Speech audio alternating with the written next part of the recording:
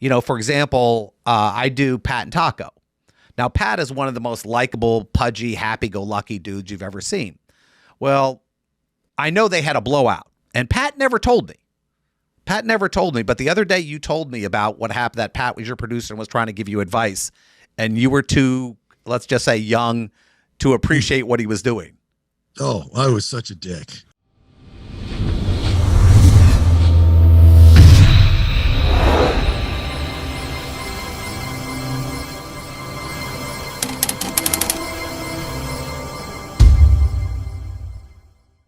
Welcome back to Under Oath. Got to tell you, out of all the interviews, this one I have been looking forward to. Oh, yeah. Yeah. This is when people always ask me how you really got into radio. And I said, well, I was on Pat and Taco, and I did this like 3-4 minute bit called Scummer of the Week. I said, but I really learned how not to get my head taken off from the next show. And all the things that I thought about radio were absolutely wrong. And I learned this over like a 3-4 year period working on the Buckethead show. I would come in once a week. I'd give some legal advice. But there were like 5-6 people in the room at the time. There was Bucket, which is Jason, Bull, Otto, a couple interns. Sabrina was there. Prince was there. A couple other people. And what would happen is in the middle of the show, somebody would say, Jeff, you got weird hair. And suddenly it'd be like 5 minutes about what was wrong with my face. Mm-hmm. And I would try to fight back, and there was nothing I could do. And I remember one time after the show, and I mentioned this in the quote, Jason walks up to me and he goes, what are you doing? And I was, what do you mean? He goes, you can't fight back. You might beat one of us, but you can't beat all of us. So you got to learn how to roll with the punches, get the flow. Don't get so angry about it. And it was a defining moment for me because this happens on the Monsters all the time in other shows where somebody will come after me, and automatically I think of those words that Jason said: relax, let it flow, make it good radio and everything else. Well, we've got Jason Bailey here, and I've titled this show Return of Buckethead, which is the ridiculous concept because he's gone off to Atlanta, 3, 4, 5 times the audience. And to have him come back, this is actually his first time back on real radio since he left in 2013. Oh, wow. And that is such a cool thing for me. Jason, can you hear me? I can hear you guys fine. How are you? I know I give you too much props. I don't know. You're going, don't I don't want credit for your terrible radio. No. It's very humbling. I'm honored first and foremost that you asked me to be on. And that you're saying those things. It's funny, when you try to teach people about radio, just as I was taught from my mentors. And sometimes it's leading by example, and sometimes it's trial and error and trial by fire.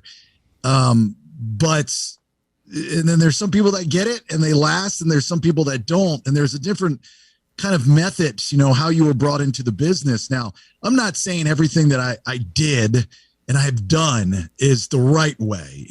Trust me, there's a lot of things I wish I would have done differently with people.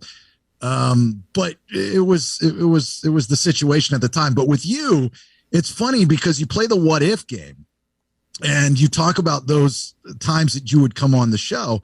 But before that, your old partner at the law firm, I had met him because I had just come back from Orlando, from Tampa.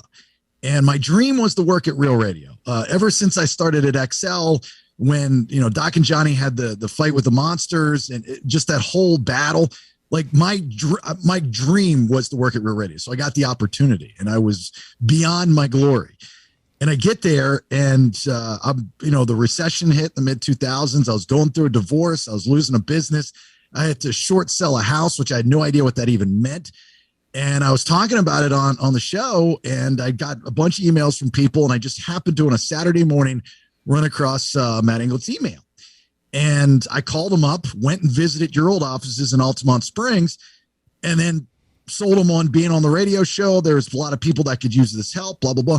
And then he got, I'm going on TV. I'm doing all those things. I'm going to have my partner come in.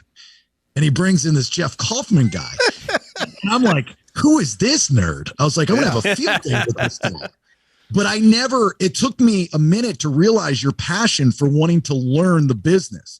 And once I see that in someone, you have me hook, line, and sinker. As long as you have passion, I'm in. I'll do everything I can for you.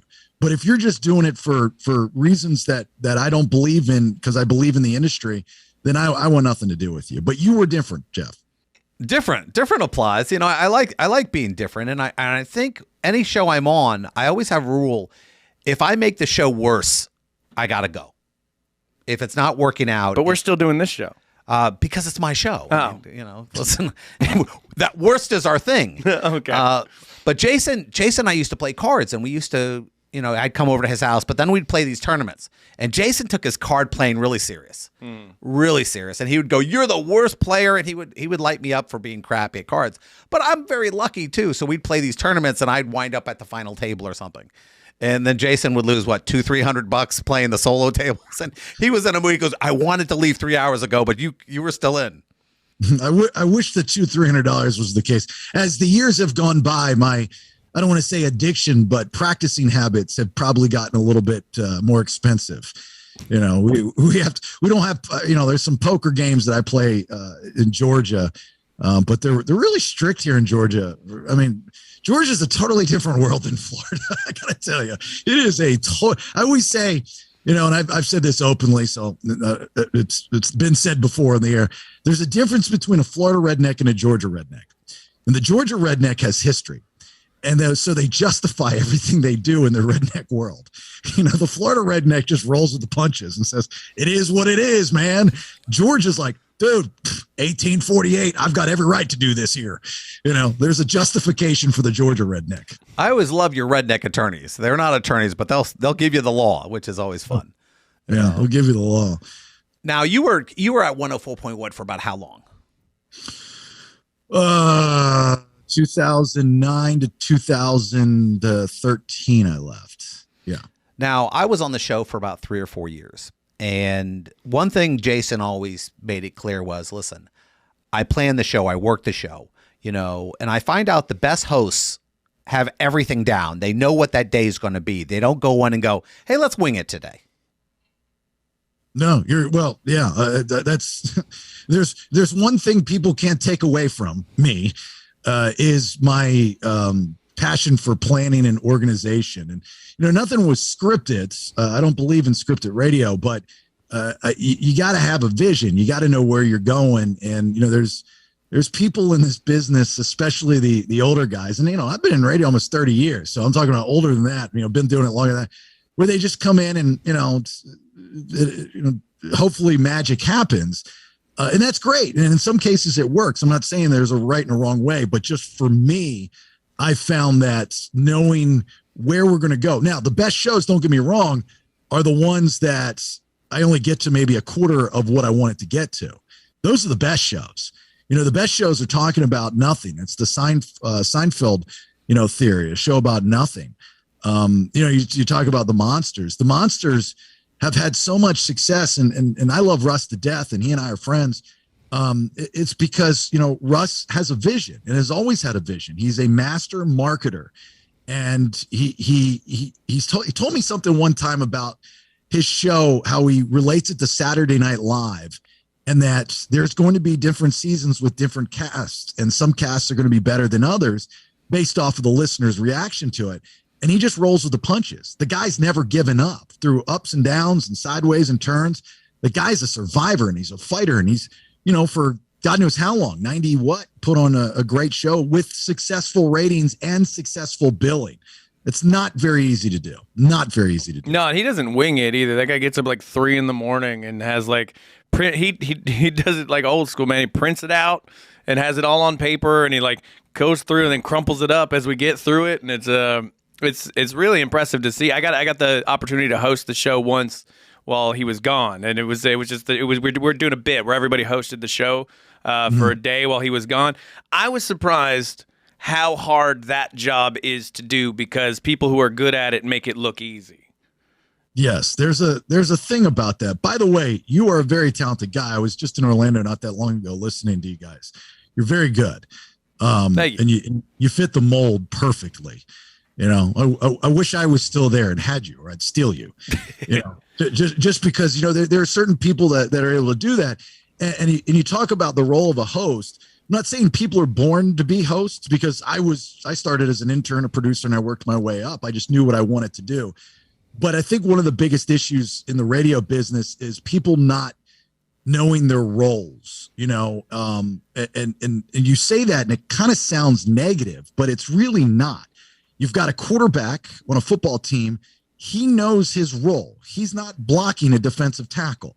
You've got a wide receiver. You've got a running back. You've got a coach. Everybody has their roles. And when you play those roles to perfection, or at least to give 100% effort, then everyone wins. Radio shows fail when the wide receiver wants to throw deep balls to himself. So and some people just can't accept that. I've run across it numerous times, and some people, that are wide receiver can play quarterback, if I want to use the sports analogies. But when you sit in that chair, like you were saying, it's a different world, because you're like, once there's some dead air, you're like, oh man, what do I do now?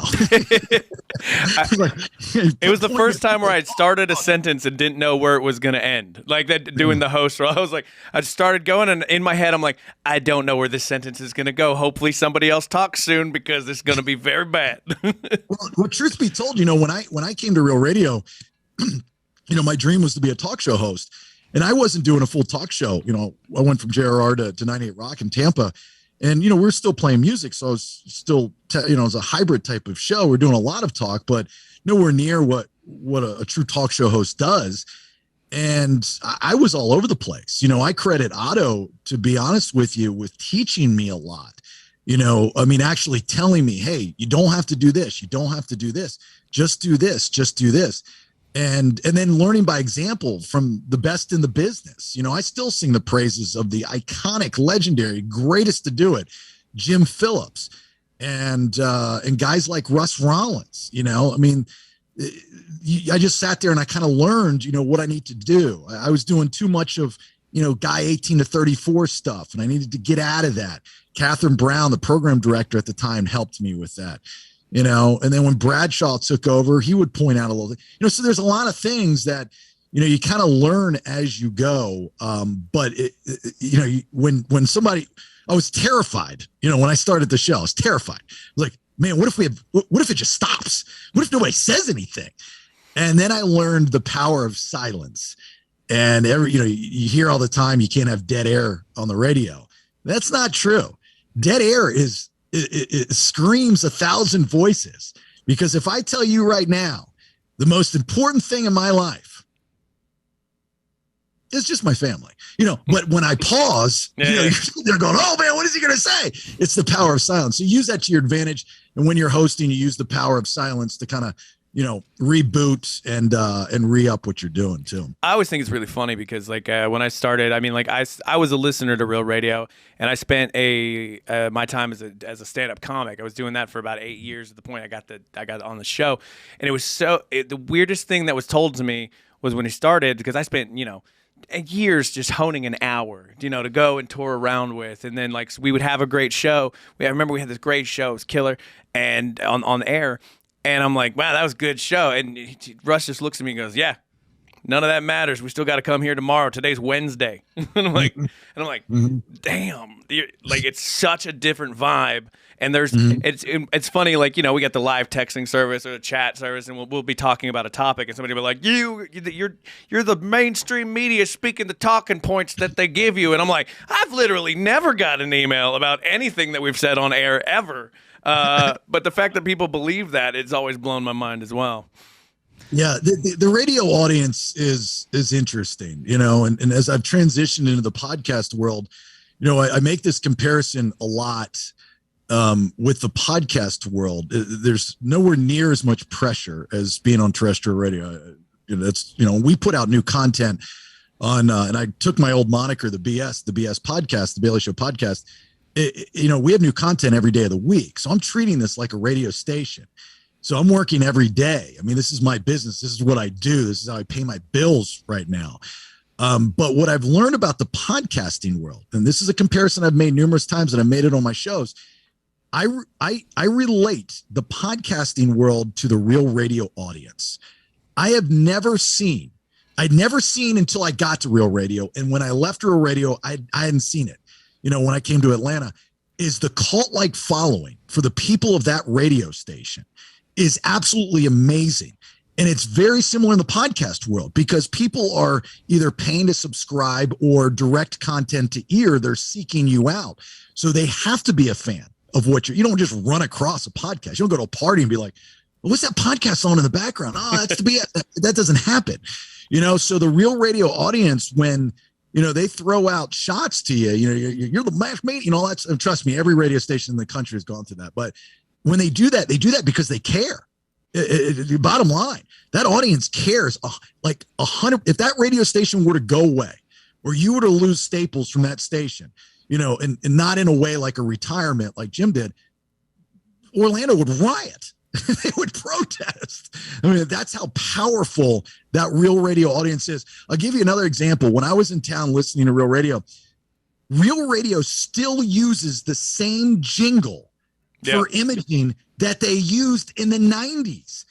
And you would say, well, that's not a good thing. It's a great thing. It's a brilliant thing because that jingle is very similar to a da-da-da-da-da. It is programmed into your brain to know that you are a part of this radio station and you've heard that same comfortable sound for decades. That's brilliant. And I don't think anybody planned it. I just think it's brilliant. Now, Jason, we've taught, you and I are friends. We've been friends since probably, halfway through the show. We started hanging out, doing things. I get a call and it goes like this. Hey, I'm leaving. I'm going to Atlanta. Whatever you want to do, you can do. Basically saying to me, Jeff, if you want to be on the next show, you can be on the next show. I was like, well, what do you mean you're leaving? And you explained it to me, but I'm not explaining that on the show. And everybody who I've ever talked to after that, whether they knew you or didn't know you, they have this weird idea of who you are. And they're going, oh, he did this or he did that. And I'm going, no, that's a story that's been blown up. That's been this and that's. And what I knew about Jason is that there are two ways to deal with celebrity when you're young. You either let it get to you or you don't think it's a big deal. Now, there were times that I knew that Jason let this get to him. And we've talked since, and I could tell the learning moments. For example, I do Pat and Taco. Now, Pat is one of the most likable, pudgy, happy-go-lucky dudes you've ever seen. Well, I know they had a blowout, and Pat never told me. But the other day you told me about what happened, that Pat was your producer and was trying to give you advice, and you were too, let's just say, young to appreciate what he was doing. Oh, I was such a dick. I mean, my head was, it was, he and Bob, this was like 2004 or 5. So this was right after, the whole FCC, dilemma and Stern gone and Bubba gone and all that stuff. So we're transitioning shows and they put me in Afternoon Drive and I thought they put me there. I didn't know what I was doing. I started out as like a talk show. They're like, what are you doing? And so I was trying to figure it out. And I thought in my head I knew. So then Bull and I started working together and we started doing these bits and these imaging things. And we're learning, like literally some of probably the worst radio you could hear that actually turned out to be good, but it was a learning experience. And I remember Pat comes into my office and I forget how it started, but it got to a point where he told me that something wasn't funny that we were running. And I just lost it, versus sitting there going, why is he saying this? Because I'm thinking everybody's out after get me, out to get me. And we just had a screaming match. And a little bit later on, the OM at the time, Chris Kampmeyer, he says, he goes, everybody Jason, does an impression of this guy. It's great. Because you gotta listen to your program director or you're gonna get fired. I never heard that before. So I was like, all right, I'll listen. I'll give it a shot. I'll see. I kid you not, 6 months I was number 1 in 3 different demographics because I stopped being such a dick. And but that's growing pains of a young talent. I was still a young talent, and I thought everybody was out to get me. You talk about leaving Real Radio. Trust me, it was not something, I could have stayed. I didn't get fired from Real Radio. I left on my own. And actually the company was nice enough to let me stay a few days after my deal ended because it was a Tuesday. That was my last day. And I didn't know it was my last day until like a couple minutes before the show ended. Like literally during that show, I was booking airfare and trying to find a place to live in Atlanta to take a job that I wasn't supposed to have. Ended up at a sports station being a sports guy. That sucked. I never knew how much sports radio is horrible to do. I mean, these people, they know nothing else in the world other than sports. They don't want to talk about anything else in the world. It's crazy. Yeah. But I met some good friends. I met some good people. Randy Cross in particular, 3-time Super Bowl champ of the San Francisco 49ers. Guy had snapped the ball to Joe Montana. He and I do a fantasy show together on my podcast network. And but I left, people still ask me to this day. They ask me why I left because no one knows.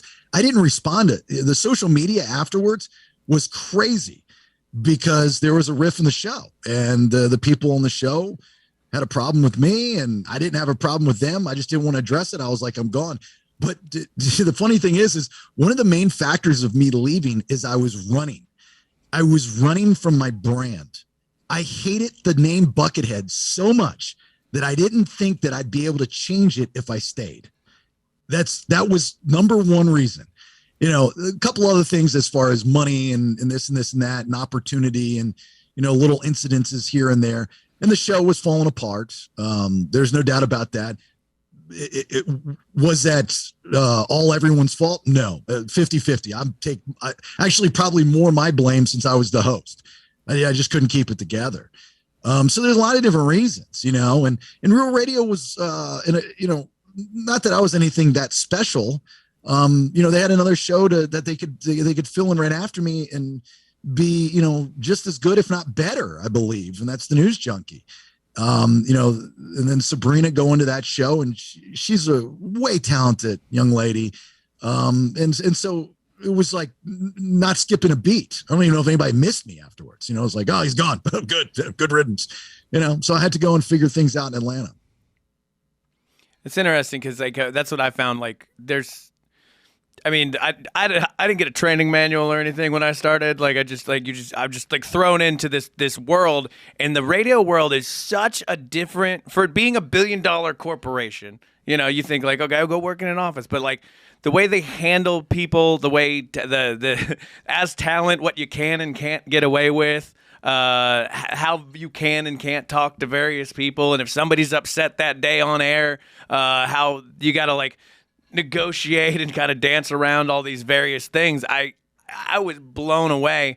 But even the version that I get of radio isn't that early 2000s, early to mid 2000s version. From what I understand, it's calm down, way calm down. Because Angel has told me man, when I went to learn the board, there was guys that didn't even want to teach me. They're they're afraid I'm going to take their job, and somebody was always just trying to get one over on somebody else to move up. Yeah. And that would be such a frustrating environment to be in, because comedy cannot thrive in that for the most part. No, I always say in radio, the scientists are running the art museum. And, because there's so much science involved in the rating system and you're always on eggshells. You don't know if you might have a 3, 4, 5 year deal, but you get fired tomorrow for some reason. And it seems like every state has a right to work, which means you have a right to not work. And it's crazy. The anxiety that goes along with the business. Now, not everyone has that anxiety, but I cared so much that I think my anxiety was probably 10 times worse than most people because I was always afraid of if I don't have this, I have nothing. Now, thank God, because of technology, personalities can do podcasting and still have an audience and whatnot. But to your point of how it's changed, it has changed. And I always say that my generation, I'm 47, I got into radio in 95. And I learned from guys that had been doing it since the 80s. And that was a totally different style. So I got a little of the old school, and then I've been able to evolve into the new school. But what I've learned is, and I learned this a while back, but that there's not a hierarchy on a show. And and TV's kind of been doing this for a long time, where actually television producers are more important than the hosts. In sports radio, the producers are more important than the hosts. They tell you what to do for the most part. I've never been like that or never been used to that. I'm always telling them what to do.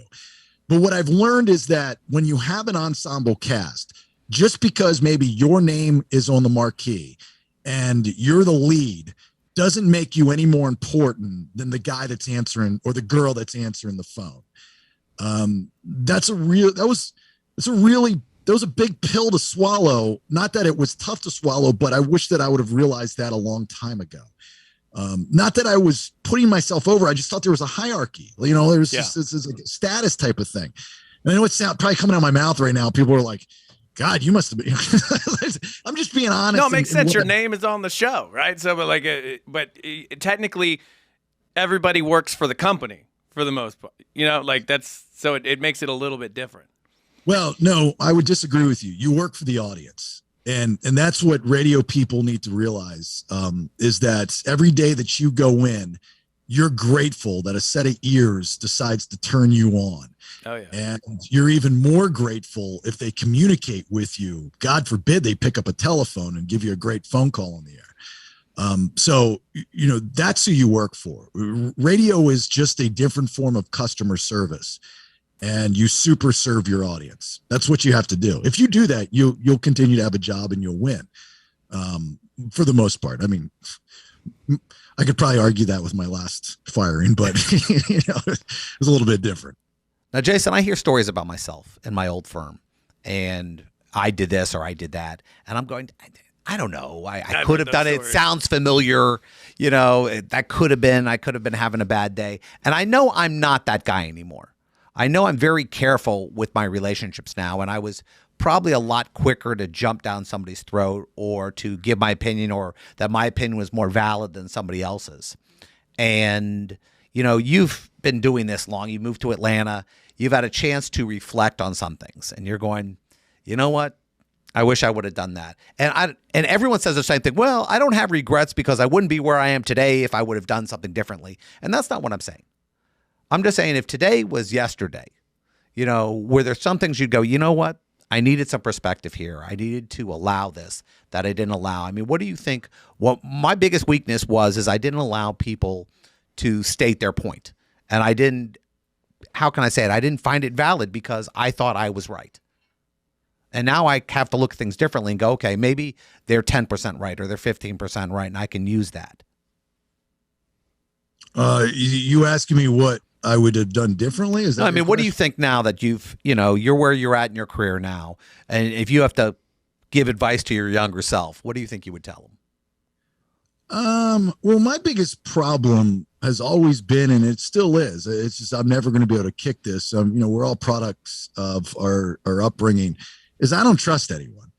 And so, you know, I shouldn't say I don't trust anyone. I mean, it's very difficult for me to give people trust, especially right out of the gates. So, but I have learned in this business to be able to let the reins go a lot, you know, and those are some of the mistakes that I made with people, because I've worked with some really talented people.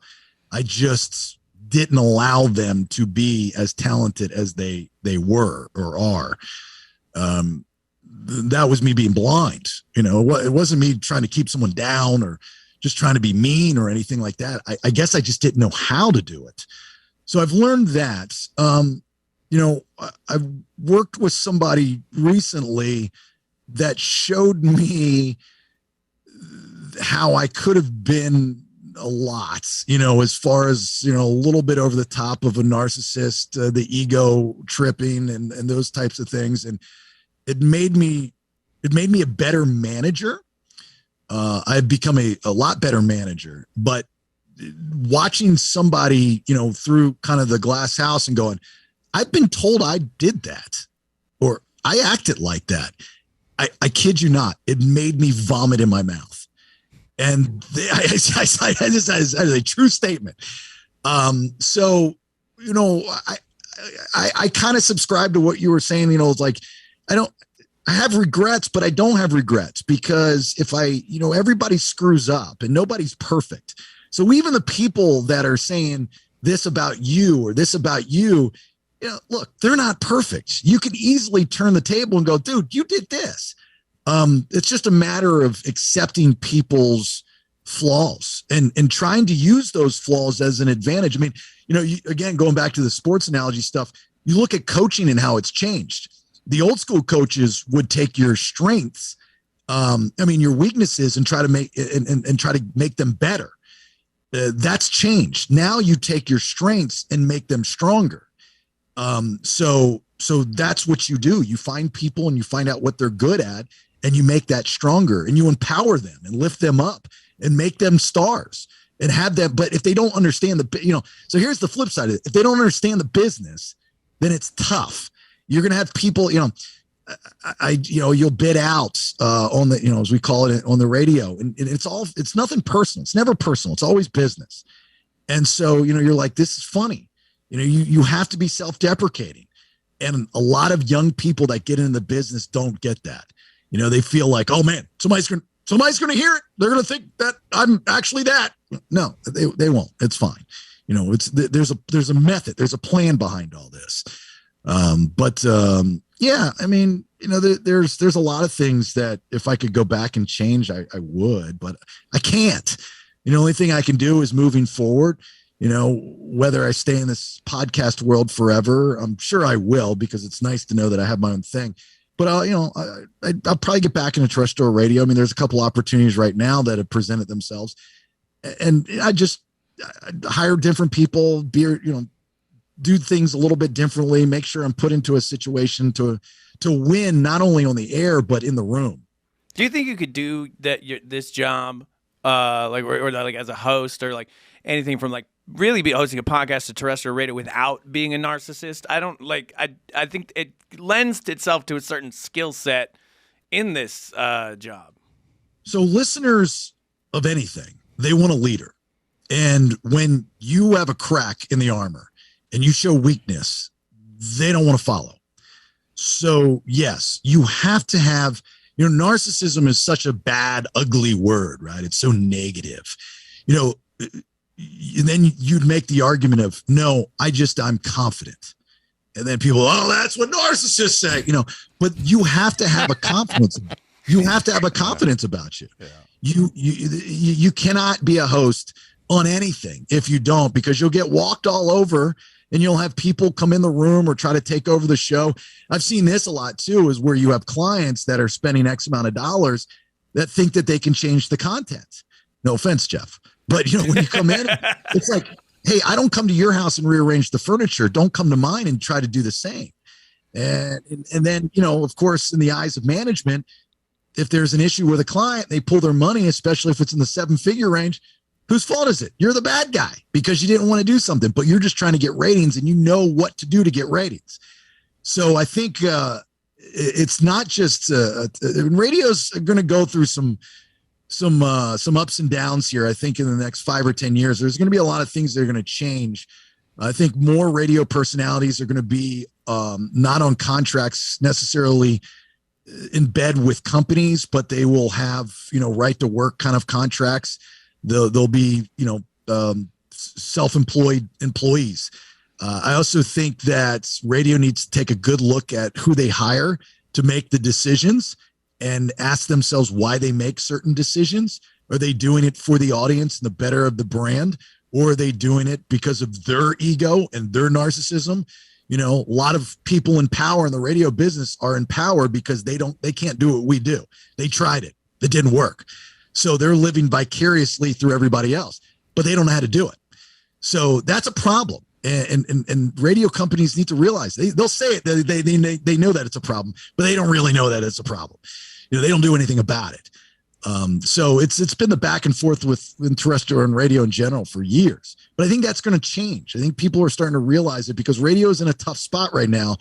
The music war has been, for the most part, lost to streaming services. And the personality war is they're losing it to podcasting. I know a lot of extremely talented ratings grabbing radio personalities that are financially okay or set that have said, I'm over it. I'm going to do a podcast and I can make X amount of money with a percentage of what I was doing before and not have to deal with that or the anxiety. So radio's going to have to realize that they're losing a lot of good talent. Well, I got one last question. I think it's an important one because we talked about this a couple times. The Real Radio audience, and people don't understand that it's a very special audience. You know, talk radio is impossible in most cities. They can't survive 10 seconds without having let's just say, a political angle. Now, Real Radio doesn't have a political angle. It's just, let's throw some stuff out there. How much did you miss that type of audience? And I mean, even now, if you could get that audience back, would that be something you go, yeah, I love that community? So the one thing about the Real Radio, well, numerous things, but one thing in particular about the Real Radio audience is that I learned, and I actually kind of learned this from Russ, is that you can, you go, Real Radio is considered a hot talk format. I remember an email years ago that went out to us and said, we want to rebrand the station and not call it Hot Talk anymore. Does anyone have any ideas? And I replied to the email. I said, Entertainment Talk. And they actually, I think they still use that as far as the format of it. There's nothing like it in the country. I mean, there's a couple stations that are very similar, of course, but there's nothing like the Real Radio brand in the country. And what Real Radio does is, I'll give you some examples. Old Monster listeners are going to remember stuff like this, is that one day Russ can have a guy from NSYNC on, like a Chris Kirkpatrick, right? Good local guy. And the next day he's bashing Scott Stapp for not showing up to the softball game. And then the next day he has, a client on and makes it interesting. It's just, it's a stew of entertainment. It's just a matter of what the host thinks it's going to work. So when I came to Atlanta, let's just get rid of the sports here. Okay. And I get to the rock station where I was supposed to go, which is a whole nother story, maybe for another day. And I'm having all kinds of people on the show because that's what I think works. But there's a mindset still in the radio business. And this is doing a talk morning show. All right. I didn't play any music for forever. And that's why we were so successful. And when everyone was doing what they were supposed to do and they knew their roles, we were on fire. I mean, we had ratings that were crazy on a signal that was horrible. I mean, it was 11,500 watt radio station. And the antenna was pointing the wrong way. I can tell you right now, the audience in the metro of Atlanta was not our audience. So we won.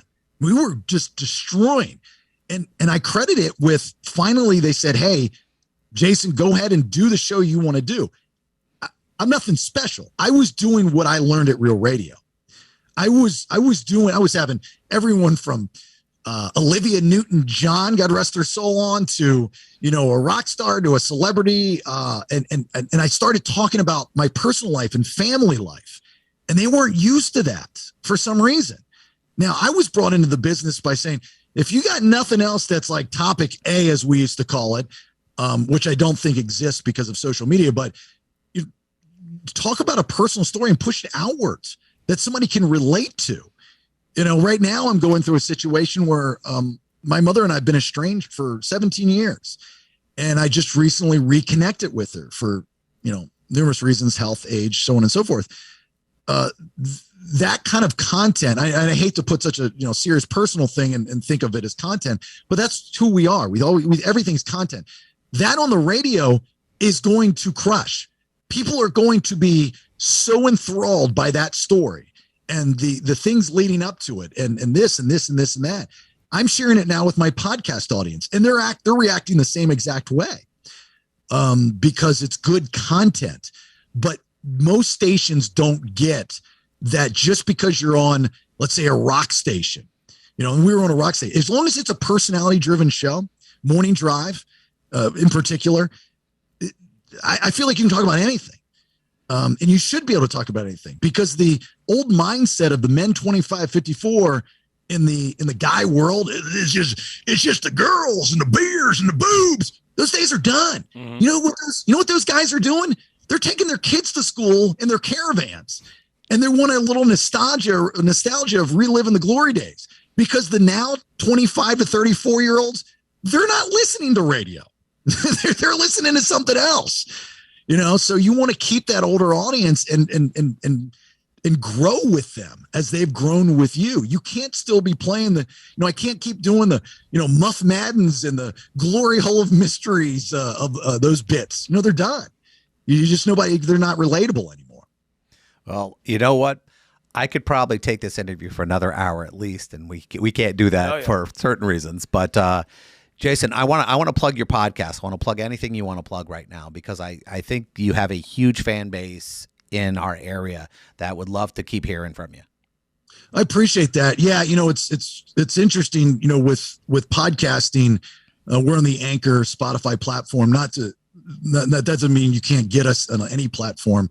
But you can see the percentage of where your listeners are coming from. Obviously, the larger percent is in Georgia, but I still have a good double-digit percentage in Florida, Orlando, in or around. So that's good. The podcastthebs.com is my website. Podcastthebs.com. And you can get all the information there. But, if you look up the Bailey Show podcast on Spotify, on Google, on Apple, on iHeart, it's there. So, I'd love for, people to listen. And if you listen back in the day and you're like, what happened to that guy? Reach out to me. I'd love to have you. And if you're in the area, let me know. We grab a beer. I'm having a party. I don't know when you're airing this, but on the 29th of October, where I booked the Verve Pipe. I always wanted to do that. I always wanted to throw a party and book a national band. So we're having a Halloween party, 1 year anniversary of the podcast, 1 year anniversary of me getting fired. And it's Halloween, so it should be a lot of fun. Well, happy Halloween to you too, my friend. And we'll talk. I'm going to be in Atlanta at the end of the month. So hopefully we can grab something. Absolutely. Thanks, guys. I appreciate it. You're doing a great job. I'm really proud of you, Jeff. I mean, you don't need to hear that from me. I mean, you're a big time lawyer, comic book guy, but just to see, I know your passion for this.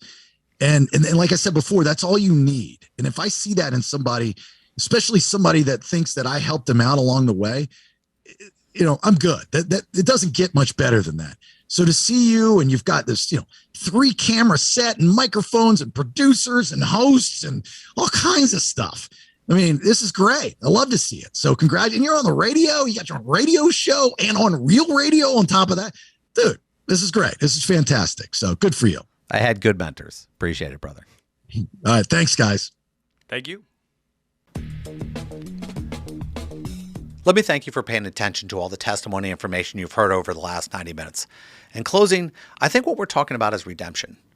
Now, I knew Jason for many years. I was on his show for 3, 4, 5 years, and I can tell you that it was a hard show to do.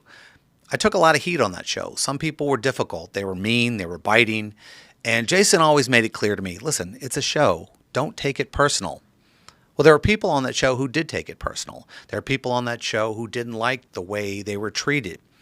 Now, what does it take to run a show that big? It takes a lot. It takes a big ego. It takes a lot of talent. It takes a lot of prep work. And Jason was all that. And in the end, he was loved and hated for the same thing.